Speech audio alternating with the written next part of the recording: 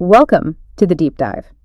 Ever find yourself listening to, say, a movie or a song, or maybe just chatting with a native English speaker, and suddenly things feel a bit confusing? Like, you know the individual words, but the overall meaning just doesn't quite click. Yeah, that happens a lot. That's often because you've stumbled into the world of English slang, that informal language that textbooks don't always cover. Exactly. So today we're doing a deep dive into this really fascinating side of English. We want to pull out the key insights, the important nuggets, so you can really understand and, connect better in real conversations. And that connection is precisely why this is so important for you, the learner.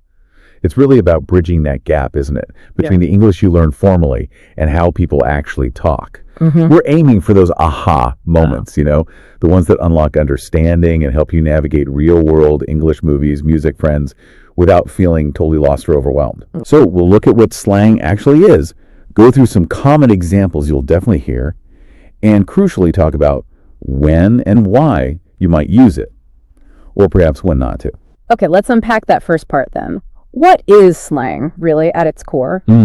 It seems like more than just informal words. It feels like, maybe like a secret code sometimes. Words or phrases people use casually. That's a good way to put it, actually. It's very much the language of casual conversation, the kind of English you pick up naturally, maybe on the street or with friends, not typically in a structured lesson. Right. And what's really fascinating, I think, is its function. It's partly a shortcut, Makes speaking quicker, maybe sounds a bit cooler or funnier sometimes.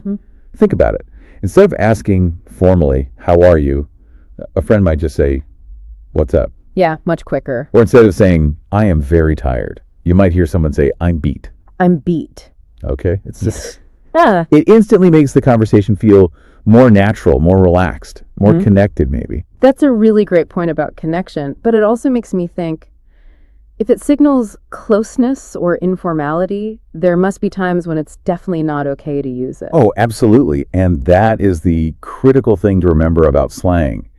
It is almost exclusively for informal situations. Exclusively informal. Got it. So you wouldn't use what's up or I'm beat in, say, a job interview. Definitely not. Or in a formal business email or presenting a serious report. Right. Okay. So knowing where and when is just as vital as knowing the words themselves. Precisely. Context is everything with slang. Okay. So keeping that informal context firmly in mind, this is where it gets really interesting. Let's decode some actual slang you're likely to hear all the time. Words and phrases you might even want to try using yourself, in the right moment. Yeah. Let's get into some examples. How about we start with a real classic, one that's been around for ages but is still everywhere.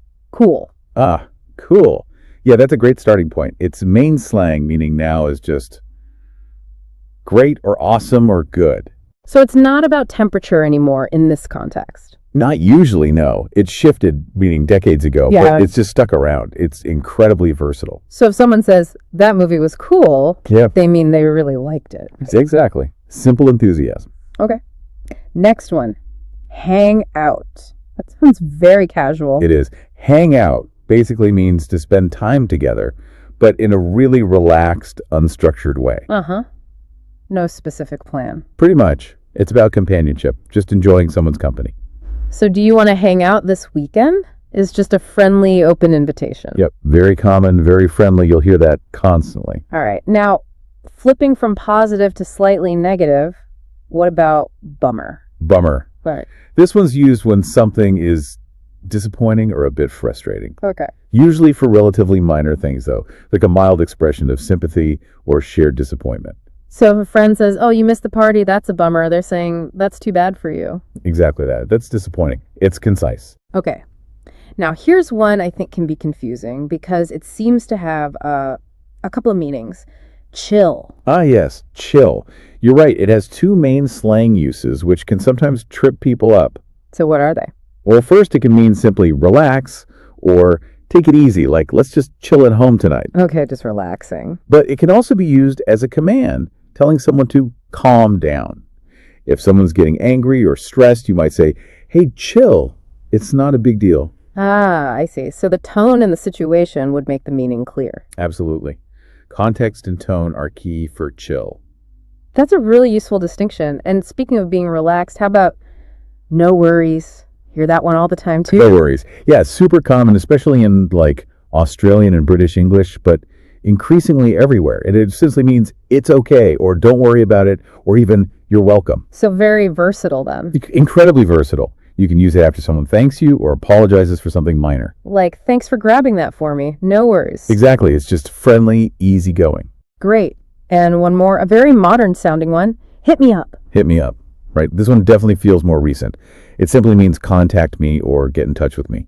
So call, text, message, any of those. Yeah, any means of contact. It's direct, informal, very common in texts or casual planning. So if someone says hit me up later and we'll figure it out, they just mean contact me later. Precisely. Get in touch later. Simple as that. Okay, so we've got these examples. We understand slang is informal, but let's zoom out a bit. What does this all mean for you, the listener, on your language learning journey? Why should you spend time on this stuff? Well, connecting it to the bigger picture, it's really about reaching, I think, a deeper level of fluency and cultural understanding. Think about it. Real people in everyday life, they just don't speak like textbooks all the time. Knowing slang helps you actually understand what's going on in movies, in songs, and definitely when you're chatting with friends. So it unlocks comprehension of real media and conversation. Exactly. Yeah. But it's not just about understanding others. It also helps you sound more natural, less like you're reciting prepared lines, Right. Not like a robot. More authentic. More authentic, yes. It helps you participate more naturally in the real flow of conversation. That makes a lot of sense. But, and this feels important to repeat, it circles back to that crucial rule about usage, doesn't it? It absolutely does. We have to stress this again. Use this kind of language with friends in casual chats, relaxed settings, but definitely not in formal situations. Right. No slang on exams or informal emails or, as we said, job interviews. So knowing when is truly just as important as knowing what. It's about reading the social situation. Spot on. It's navigating the social side of language. And that really wraps up our deep dive into the pretty wild and wonderful world of English slang. We've looked at its informal nature. We've decoded some really common examples you'll hear and hopefully clarified that key point about when and why to use it. So hopefully you feel a bit more equipped now, more confident to, recognize it and maybe even use some of it in the right spots. And maybe here's a final thought to kind of mull over as you continue learning. Think about how mastering these little informal shortcuts, these slang terms, doesn't just boost your comprehension. It actually deepens your connection to the culture behind the language. It gives you a little window into how people relate to each other, how they play with words. That's interesting. So what is this constant change, this creativity with informal language? What does it really tell us about language itself? That it's not fixed, but alive, breathing, constantly evolving, something to think about. Keep listening, keep exploring those layers.